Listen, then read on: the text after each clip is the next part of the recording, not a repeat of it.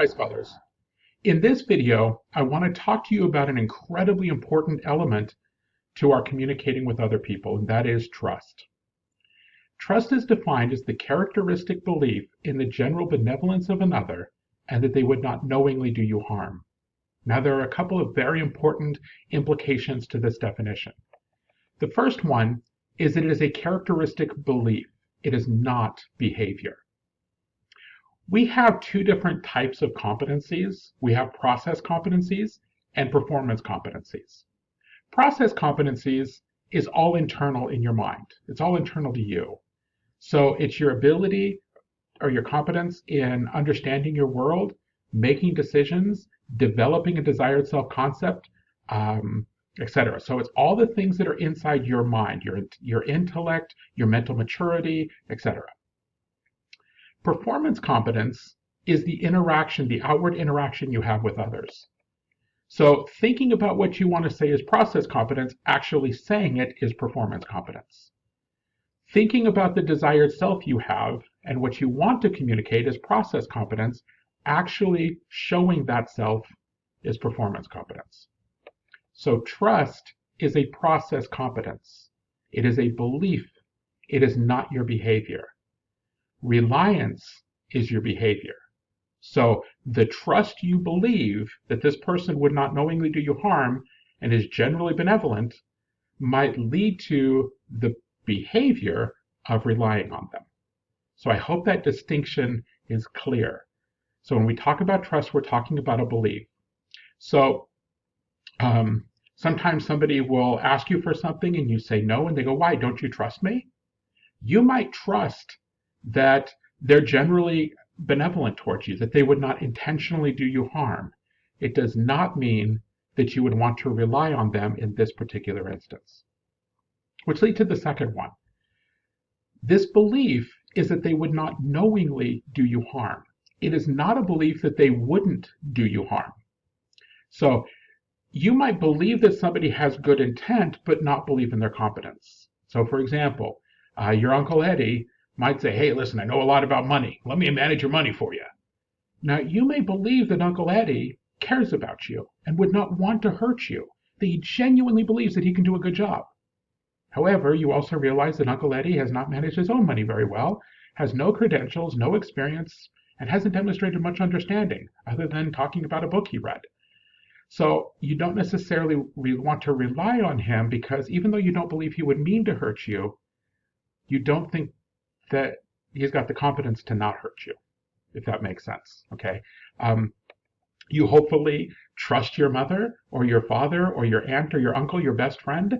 It doesn't mean you would want them, doing surgery on you or fixing your car for you. So trust is not the same as believing that they are competent. It means that they wouldn't mean to hurt you. They wouldn't want to hurt you. So I want to talk to you about some benefits of trust. Trust is kind of the coin of the realm when it comes to relationships. In Latin, we have a phrase, sine qua non, which means without which not. And trust is the sine qua non of relationships. If you don't have this, there really isn't a relationship. Always remember, relationships are all about these mutual expectations. And trust is absolutely necessary for expectations. So a few of the benefits to it. Number one, it is necessary for maximizing social development. As humans, we have three stages of what we call social development. The first stage is dependence, and this is what we're born into. As infants, we can't provide for ourselves. We can't understand, nor can we navigate the world around us. We are entirely dependent on somebody, a parental authority, whether it be our parents, our grandparents, whoever raised us. As time goes on, many of us emerge from dependence into the second stage of social development, independence. And independence is the level to which we can take care of our own basic needs. It doesn't mean we're alone. It doesn't mean that we never get help from people, but we have the capacity to take care of at least our basic needs and perhaps some of our wants. Moving into the third stage is in many ways the hardest, and this is interdependence. Interdependence includes being able, uh, okay, interdependence is when we can provide for the needs of others and we can trust them to provide for our needs, whether it be emotional, uh, spiritual, mental, intellectual, financial, whatever it happens to be. And that interdependence is when the two become one. Whole is greater than the sum of its parts, whether it be a romantic partnership, a business partnership, whatever it happens to be. In business, we have this concept 2 plus 2 equals 5. And the reason for that is as each is able to contribute each of their strengths, it compensates for the weaknesses of others, and the whole becomes greater than what each of them brought to the party. The only way that you can go from dependence to independence is trust in yourself and trust in those who you rely upon, such as an employer, that they're really going to pay you. The only way you can go from independence to interdependence is a very, very high level of trust. So trust is the driving force to maximizing our social development. Number 2, it's necessary for strong and healthy relationships. As I mentioned a moment ago, this is kind of the corner of the realm, and we need to remember that relationships are all about expectations. Well, think about what expectations are. Expectations are the things that you trust the other person. You trust the other person to meet a certain standard. We expect them to meet a certain standard. Expectations are all about trust. But also a lack of trust tends to lead to unhealthy relationships, things like jealousy. And some of you may have been in relationships like this or have observed these types of relationships where one really does not trust the other, and so they want to know, where were you, who were you talking to, why were you 5 minutes late. They want to go through the person's cell phone to check their, who are they messaging. If the person gets a call, who called you, who was that? You get the idea. We have a concept that says we create that which we fear. This person is so fearful of losing this person or whatever that they end up pushing the person to somebody else. They create that which they feared. Next is it encourages self-disclosure. In another video, another lecture, we're going to be talking about the importance of self-disclosure and building and strengthening these expectations and helping us get to know each other, helping us relate to one another, and how valuable it is. Well, trust encourages people to self-disclose because the trust that each of you share with each other indicates to each other that it is safe to disclose more about ourselves. So it encourages self-disclosure. Keep in mind, trust begets trust. The more trust you communicate to another person, the more likely they are to trust you. Similar to, we tend to like people that like us.